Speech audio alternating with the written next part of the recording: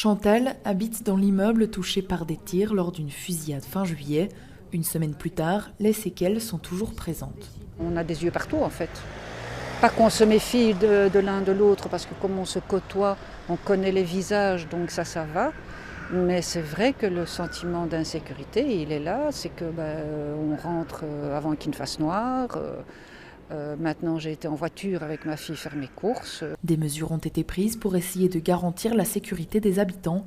Les consignes sont affichées sur toutes les portes d'entrée des immeubles. Depuis le début du mois d'août, il y a l'interdiction de rassemblement dans 2 quartiers, donc l'avenue ici de Rouvres et qui la boucle avec Mactens et le quartier Evart, donc plus de 3 personnes, interdiction de rassemblement à partir de 23h jusqu'à 6h du matin. Ça ne va que reporter le problème. Ils ne vont plus faire ça le soir, ils vont faire ça la journée et ils vont faire ça ailleurs. Des gardiens de la paix patrouillent tous les jours dans le quartier de 7h30 à 20h.